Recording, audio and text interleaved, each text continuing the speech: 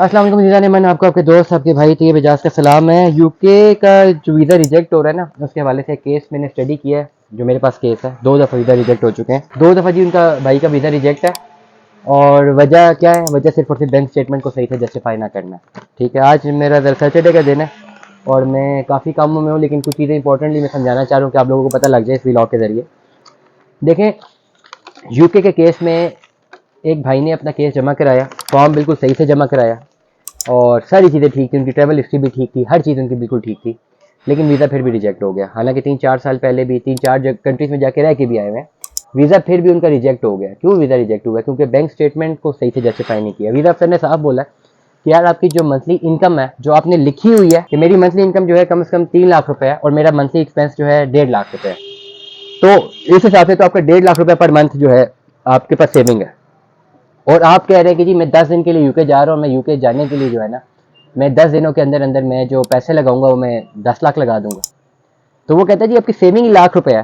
ठीक है, आप कैसे 10 दिन के अंदर 10 लाख लगा देंगे? ये एक उसने क्वेश्चन उठाया। फिर दूसरा क्वेश्चन उठाया कि आपने जो कहा कि मेरी इनकम ये है और मेरे एक्सपेंसेस ये हैं, तो इसको सपोर्ट नहीं किया हुआ किसी पर्टिकुलर डॉक्यूमेंट के साथ कि कैसे मैं मान लूँ कि आपकी ये इनकम है और ये वो है। तीसरा उसने इतराज़ उठाया कि जी आपने कहा कि मेरे पास 20-25 लाख रुपए, क्लाइंट ने, मेरे पास क्लाइंट अभी आए हैं, पहले उनका ये केस था, डिस्कस कर रहा हूँ ताकि आप लोगों की भी गलती हो सकती है। तो उन्होंने बताया कि जी आपके अकाउंट में एक मैसिव ट्रांजैक्शन हुई है 50-60 लाख रुपए की, जिसमें आपने बताया कि आपके वालिद ने कोई प्लॉट सेल करके पैसे आपको दे दिए, लेकिन आपने उसका भी कोई प्रॉपर एविडेंस नहीं बताया, खाली सेल डीड लगा दी है जिसमें कहीं से ये शो ही नहीं होता कि जी ये पैसे आपके नाम के, इसमें आपका नाम ही नहीं। ये 3-4 छोटी छोटी सी चीज़ें जिनकी वजह से एक ऐसे बंदे का वीज़ा रिजेक्ट हो गया जो कि ऑलरेडी कितना बाहर रहकर आया हुआ है और खाली विजिट वीज़ा के लिए यूके जाना चाह रहा है। मतलब बैंक स्टेटमेंट से जस्टिफाई नहीं की।